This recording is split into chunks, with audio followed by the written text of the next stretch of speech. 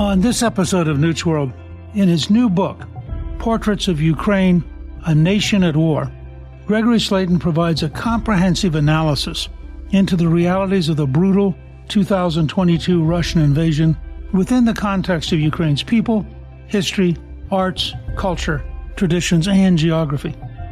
Compelling and well-researched, Portraits of Ukraine is enhanced by hundreds of beautiful images that draw us into the complex, riveting history that has made Ukraine what it is today, an independent, democratic European nation of 40 million people who are defending their freedom, their families, and their future. I'm really pleased to welcome my guest, Ambassador Gregory W. Slayton, former U.S. Consul General and Chief of Mission to Bermuda, and author of the book, Portraits of Ukraine, A Nation at War.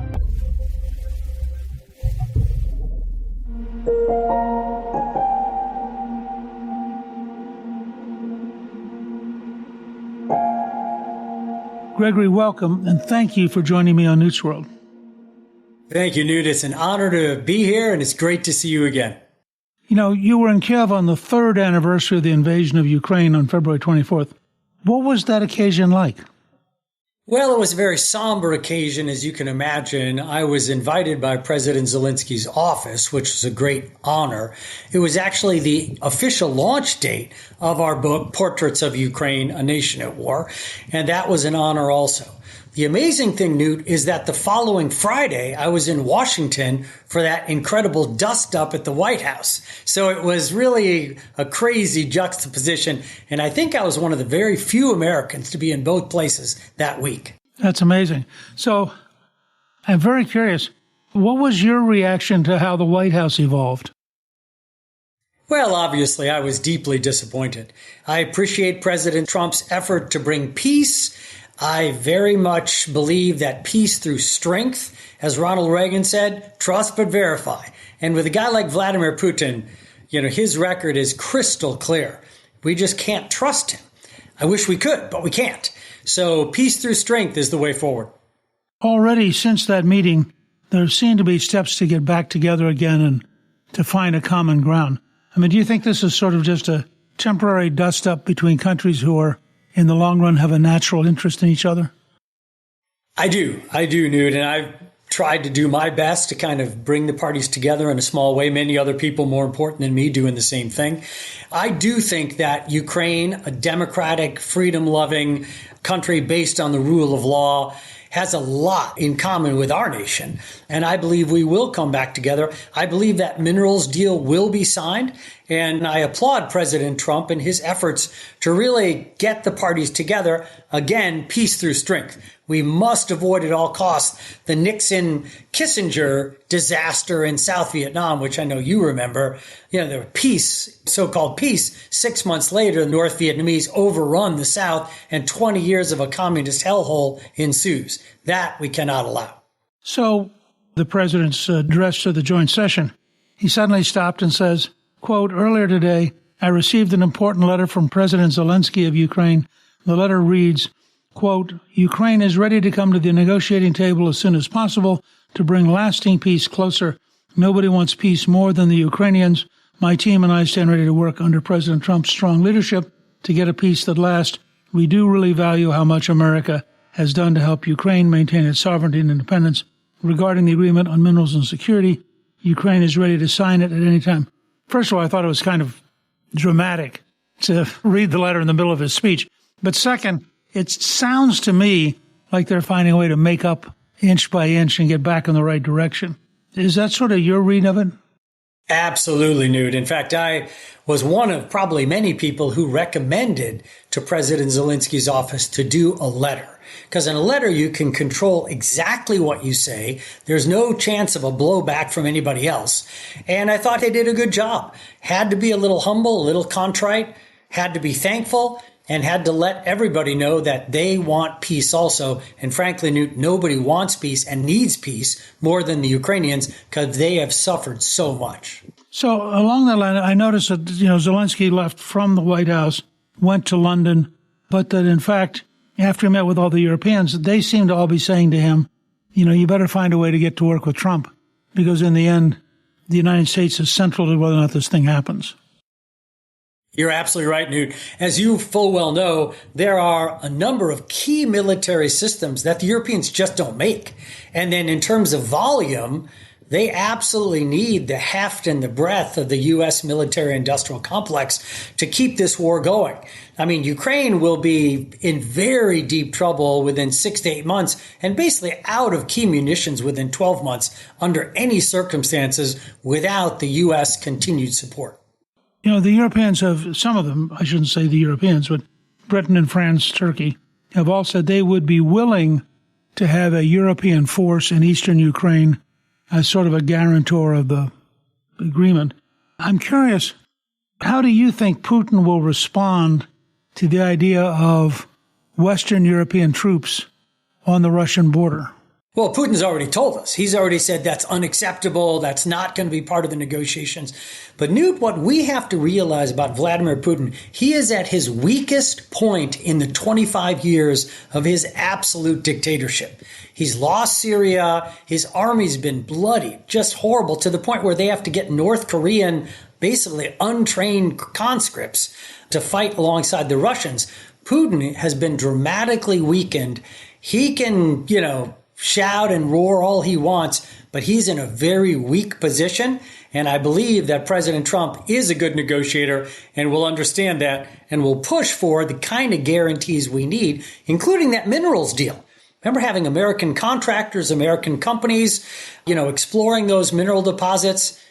I don't think Putin's going to be wanting to kill Americans who happen to be in Ukraine. The minute President Trump suggested this, I thought, in a sense, he's trying to indirectly recreate the hostage environment where you have so many Americans working in Ukraine that you have functionally blocked the Russians, even if you have not signed an explicit security agreement. You're absolutely right, Newt. And just look back, even during this 3-year conflict, Russia, Putin has specifically said, we're going to use nukes. We're thinking about using nukes. We may use nukes. He's never used nukes. He's not going to do it. Now, of course, do I want to bet on World War III? Of course not. But sometimes you have to call out a bully and you have to call out a dictator. We learned in World War II that appeasing Hitler was a complete and total failure. We cannot appease Vladimir Putin. That would be an equal, but that would also be a tremendous failure. Part of what's fascinating about the Cold War is that we maintained a balance from the time we published our grand strategy in 1950 until 1991 when it collapsed. We were able to sort of brush up against each other in Vietnam and Korea, Cuba, Grenada, but ultimately we were very careful not to get to a nuclear war because both sides knew how terrible it was. Because you do know Ukraine, I have to ask you about one thing Zelensky said that I was puzzled by. He said, quote, "We hear from the U.S. that America has given Ukraine hundreds of billions, specifically $177 billion to be precise." He says, this is Zelensky, "As the president of a country at war, I tell you, we have received a little over $75 billion. That means we never received $100 billion of that 177, and that is important. We're talking about specific things. We did not receive this as cash, but as weapons. We have received over $70 billion in weapons. There's training, transport, humanitarian and social programs, and so forth. But when people say that Ukraine received $200 billion to support the army during the war, that's not true. I don't know where all that money is. Maybe it exists on paper, maybe so. We don't argue we're grateful for everything. But as president, I record that we've received over $70 billion. That is significant aid, but it's not 200. I mean, what do you make of all that? Well, there's a lot of confusion. I mean, President Trump has said 350. That's manifestly false. The number that we put confidence in, and we've done some research on this, about 120, 125 billion, which is a big number. One of the problems, as you know well, Newt, is that the U.S. government, we record the value of our weapons at the value of the time they were made. Okay, so it's like I buy a car 20 years ago, I paid $20,000 for it. Well, it's not worth $20,000 today. Same thing with weapons systems. A lot of the weapon systems, in fact, the large majority that we're giving to Ukraine are weapon systems that are coming to the end of their useful life. We're paying American military companies to use American employees to make American munitions that are fully and totally new and fresh and ready to go. So I think that Zelensky's wrong, to be honest. I think the number is bigger than 75, but it's certainly not 350. let's say it's 100 to 150. I'm very confident saying it's in that range. That is a huge amount of money, huge amount of weapons, and Zelensky's right to be thankful, because without those weapons, this war is over.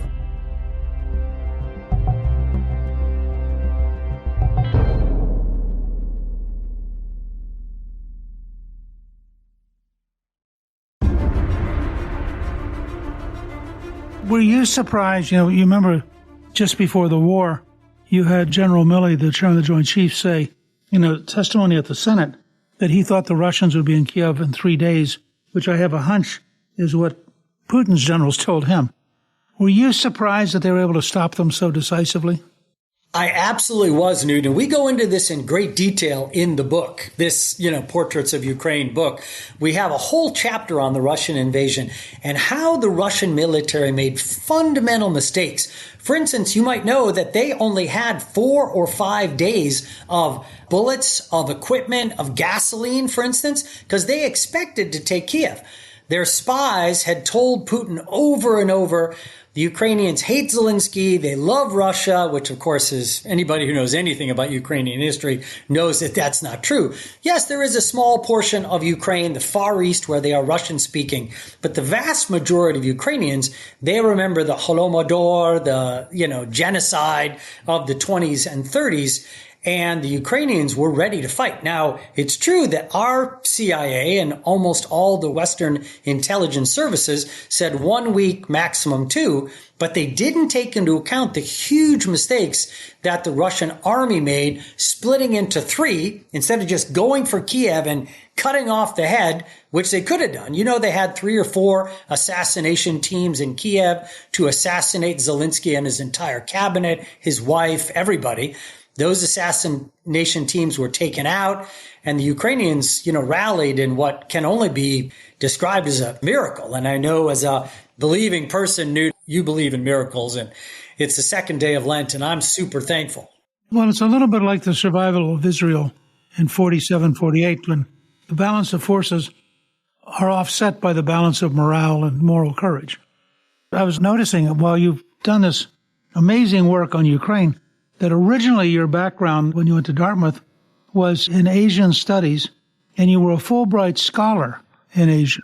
What was that like? Well, that was a wonderful job. Being a Fulbright scholar is one of the great honors. I was able to do a master's in Asian studies. I actually grew up partially in a Chinese family, and that's a much longer story. My father abandoned me and my family anyway. And that's how I came to faith. And, here we are in Lent. I had a wonderful Chinese family, very strong believing family. They did things I'd never heard of before. They prayed before meals. They went to church. They read the Bible. Like, what are you talking about? But I saw that they were a wonderful family. They were very close. They loved each other. Like everybody, they made mistakes, but they forgave each other. And that made me really interested in this whole Christianity stuff.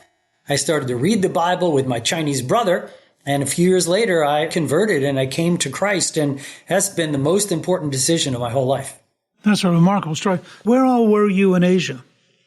I was a Fulbright scholar in the Philippines, but my master's thesis was economic comparison of 6 different Southeast Asian nations and Japan. So really did an economic comparison, macroeconomic comparison. And I came to see, I'll be honest, Newt, when I was in college, I was pretty much of a socialist. And then, like Winston Churchill said, if, you're not a liberal when you're 20, you have no heart, right? But I came to faith.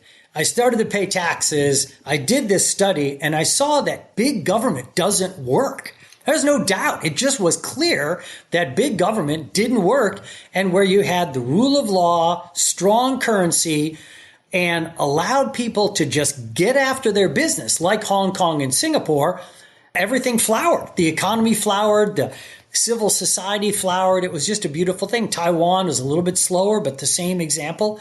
So you see again and again and again that rule of law, strong currency, government, staying out of the way, setting the rules, and then letting the free market work. That is the way, as you've always preached, Newt, I've always appreciated this about you. That's the way to benefit society. When you were done with your scholarship, you ended up working for World Vision International. What is World Vision International? World Vision International was then and is still today one of the largest Christian relief organizations in the world.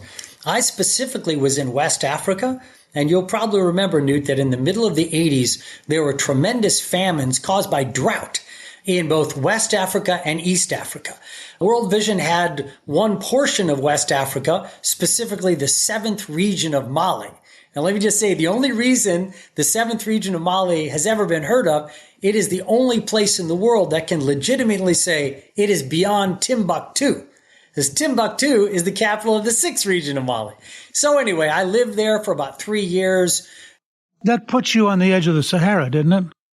Yeah, exactly right, Newt. In fact, I own my own camel, and I use my camel to commute. We had a very large operation of maternal child feeding centers and helping moms to understand how to defeat diarrhea.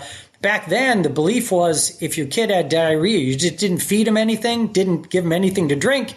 Well, they either died or they recovered. Most died. So we help people understand, help moms understand, you have to feed them. Here's the specific formula, especially have to give them drink. It was very rewarding work. I'm still proud of that today. That's great.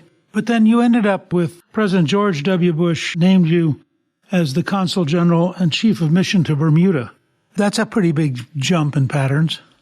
Well, there was a long way between that. We had 4 kids, and I was with McKinsey and Company for a long time. And anyway, but yes, I was deeply honored when President Bush asked me to be the Chief of Mission to Bermuda. There were some other posts that were discussed.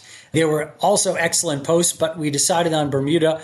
At that point, Bermuda was the 10th most visited country by U.S. citizens, and it's still today one of the largest centers of the reinsurance industry. So if you have insurance anywhere in the United States, certainly some of that is laid off in Bermuda. So it's an important country for us economically, and it was a great delight and a real pleasure for my family and myself. So you mentioned being with McKinsey and Company. Where did you live while you worked with them? I first worked with McKinsey in Paris. They gave me a summer internship between my first and second year at Harvard Business School. I speak French pretty fluently, and that was a great honor. Then I worked with them in New York City. I went down to Buenos Aires to help found the McKinsey and Company in Argentina, which was also a great honor. I love McKinsey. It's a great firm, great people. That was a real pleasure. I still stay in touch with a lot of my former colleagues from McKinsey and Company. Really fine firm. That's great. To go back to your book, one of your major themes is about the scale of the Russian disinformation campaign. Can you explain how the Russians approach all this and how they do it? Yes. This dates back to the KGB days of the Soviet Union, what they called active measures. Now, the FSB doesn't use that term anymore. But of course, as you know, Vladimir Putin is a former KGB officer, and he loves that kind of stuff. So they have accelerated their misinformation and disinformation campaigns. Western intelligence services believe that they spend at least $1.2 billion a year on disinformation, misinformation, propaganda. And I think that is a more or less accurate number. That buys you an awful lot of, I want to be diplomatic. I mean, we can disagree about things, but to say that NATO started this war, Ukraine started this war, or Ukraine doesn't have freedom of religion, when our book documents over 500 Christian churches that have been closed, have been bombed, have been destroyed, or their priests or pastors have been jailed in the occupied Ukrainian territories over the last 2 years, over 500. There is no religious freedom in Russia. There is religious freedom in Ukraine. And that's the type of disinformation we want to take head on.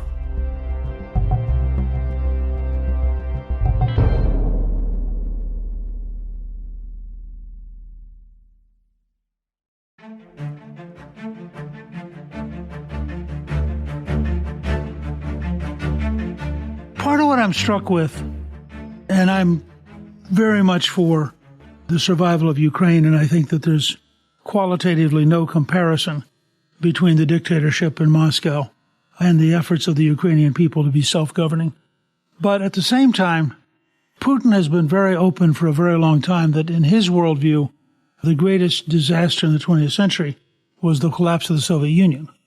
And that in a sense, he represents a kind of almost paranoid Russian nationalism, which sees itself permanently under siege, not just from the Americans, but from everybody. Do you think that he is tired enough, or that his system, not him personally, is tired enough that it is plausible that they will, in fact, accept a serious truce? Well, I can only hope. But Newt, what you say must be noted, because Putin has said over and over what you just mentioned, the greatest tragedy of the 20th century is fall of the Soviet Union, and he sees himself as Peter the Great. He wants to reestablish Soviet Union. What does that mean for Poland? What does it mean for all the former Soviet states? That's why Poland is in this battle. That's why Poland is one of the greatest allies of Ukraine. And not just Poland, all those former Soviet states, except the ones that are lapdogs like Belarus. Belarus is not an independent country in any way. They do whatever Putin wants them to do. But everyone else is opposed because they know they are next. And that's what we've got to think as members of NATO. I was reviewing the other day. The Western countries in NATO have actually put forces into Lithuania, Latvia, and Estonia. They're not big forces, but they're enough that they would be signaling devices, if you want to think of it that way. But again, from a Putin standpoint, it's almost like his aggressiveness has backfired totally. I mean, you now have Sweden and Finland in NATO, which they never would have done it. You have the Swiss buying F-35s and talking about increasing their defense budget. I mean, in a lot of ways, his aggressiveness, it seems to me, has actually put Russia at a greater disadvantage. I totally agree, Newt. But remember, one of the greatest weaknesses of any dictatorship, not just Russia, right, is that the paramount leader doesn't hear bad news. He just doesn't. That's why the Russian military split up their forces into three different, because he was told, and they were told time and time again, Ukrainians are going to greet you with bread and salt. They love you, blah, blah, blah. And that's why Putin is not hearing about all these military disasters. That his army has been absolutely pummeled in terms of material losses, in terms of manpower. From what I understand, Putin is not hearing that because you do not bring bad news to the boss. Given all that, is there a circumstance where we could develop a truce that would actually stick, as opposed to just being a breathing space for Putin to rebuild? Newt, that's the million-dollar question. And I believe that what France and England are talking about, European boots on the ground, as much as Putin hates that, with an American backstop. That doesn't really work without American intelligence, American oversight, American military backstop. But with an American military backstop, and especially the minerals deal, where Americans are, exploring and mining and refining large amounts. These are not paltry amounts of critical minerals. These are large amounts of critical minerals. I think it could hold. Remember that Putin not only has suffered great losses geopolitically, the loss of Syria was a huge blow to his prestige because they called and said, we have this. We know that the former dictator called Russia and asked Putin for help, and Putin said effectively, "Niet." That is not a good look for a wannabe ruler of the world.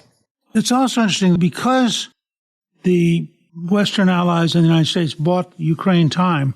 People forget Ukraine used to be a very important manufacturing center for the Soviet Union. They built the largest freight-carrying aircraft in the world. They built nuclear weapons. Today, they're building, I think, 40,000 drones a month. I think the number is actually substantially higher than that, Newt, but it's impressive. That would suggest they may be much harder for the Russians to defeat than people think. Yeah. Well, you're absolutely right. Ukrainians are smart. They're resourceful. They're good business people. And yeah, the actual number from what I've told from Kyiv is far higher than that. And that's great news because otherwise it's asymmetric in terms of the number of soldiers, as you know, and shells and everything. But it's been the drones that have been super impressive. Something else most people don't realize is Russia just doesn't have the manpower to occupy Ukraine. Just doesn't.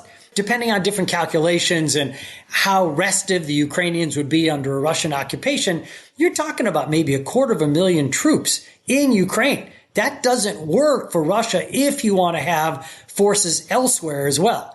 We see the losses of Russian allies in the occupied territories almost every day. Some Russian mayor or vice mayor or somebody is getting killed. That's just not going to work. A Russian occupation of Ukraine just will not work.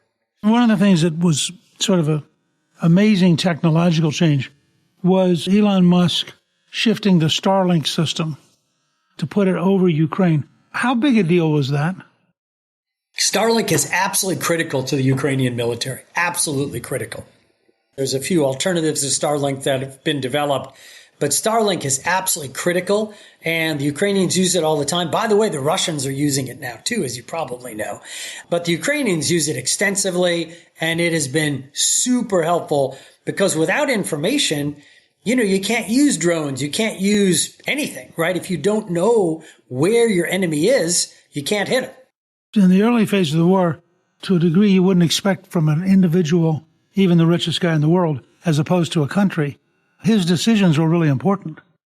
Critically important. And, I appreciate he comes in for a lot of criticism and maybe some of it is justifiable. But that decision, just like when Zelensky said, hey, I don't need a ride, I need ammunition. The fight is right here. That's the kind of Winston Churchill type statement that really rallied the Ukrainians, helped them to kick the Russians out of Kyiv. And here we are 3 years later, still fighting. What led you to decide to do Portraits of Ukraine, a Nation at War? Thank you, Newt. I appreciate your asking that. Since very early after the Russian invasion, we began with a number of other great Christian faith-based organizations to deliver large trucks into the war zones of eastern and southern Ukraine, trucks full of food, some medical supplies, but I'd say 98% food because people were starving. I mean, all the grocery stores had been destroyed. There was nothing there. We have a network of over 100 small distribution centers. Many are churches, some are synagogues, some are community centers.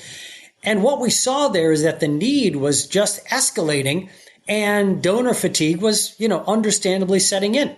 So we decided together as a family that we wanted to do something for Ukraine, both to generate revenue for these great Ukrainian nonprofits, but also we kept hearing these crazy stories from people I'm not going to mention any names, but maybe Tucker Carlson comes to mind. Where does he get this stuff? He's a Kremlin mouthpiece, and he knows better. I really believe that. I don't think Tucker Carlson is stupid or whatever, but for whatever reason, he and a whole bunch of other people are spreading a lot of stuff that's just plain wrong. Yes, there is corruption in Ukraine. There's corruption in every former Soviet Union nation. But according to Transparency International and a number of others, Ukraine has gotten much, much better over the last 4 or 5 years. They're working hard on that. And of course, freedom, democracy, the rule of law, those are the cornerstones of civilization. And that's what America stands for. I don't believe that we can, wash our hands of this. And that's why we did the book, Newt, because helping people understand this is not just a Ukrainian battle. This is not just a European battle. This is a battle for everyone who believes in freedom, in democracy, freedom of religion, freedom of speech, freedom of assembly. You try to go to Russia and criticize Vladimir Putin. You'll be there for less than a day until you're thrown in jail. There is no freedom in Russia. No, I think that's right, and we get reminded of it regularly. Gregory, I want to thank you for joining me. Your new book, Portraits of Ukraine, a Nation at War, is available now on Amazon and in bookstores everywhere. It's an extraordinary book. I recommend everyone get a copy of it. And I do want to mention that all profit from the sale of your book go to pro-Ukrainian charities that are helping the many millions of Ukrainians who've been deeply wounded by Russia's ongoing war. This is a real act of love and dedication on your part, and you're taking the time to talk with us. I hope we'll educate some of our listeners into understanding how important it is that Ukraine not be defeated and that Ukraine continue as an independent country, and that we do have an obligation to find a solution which hopefully will end the fighting, but will end the fighting in ways that are permanent and that mean that Russia cannot come back and try again. Well, you're exactly right, Newt. It's such a pleasure and an honor to be with you. Thank you for standing for freedom and democracy and the rule of law all your life. That's a big deal. So I'm honored to be here. Thank you for having me. And let me also wish God bless you and happy Easter and Slava Ukraini. Thank you to my guest, Gregory W. Slayton. You can get a link to buy his new book, Portraits of Ukraine, A Nation at War, on our show page at newtsworld.com. Newt's World is produced by Gingrich 360 and iHeartMedia. Our executive producer is Garnsey Sloan. Our researcher is Rachel Peterson. The artwork for the show was created by Steve Penley. Special thanks to the team at Gingrich 360. If you've been enjoying Newt's World, I hope you'll go to Apple Podcast and both rate us with 5 stars and give us a review so others can learn what it's all about. Right now, listeners of Newt's World can sign up for my 3 free weekly columns at Gingrich360.com/newsletter. I'm Newt Gingrich. This is Newt's World.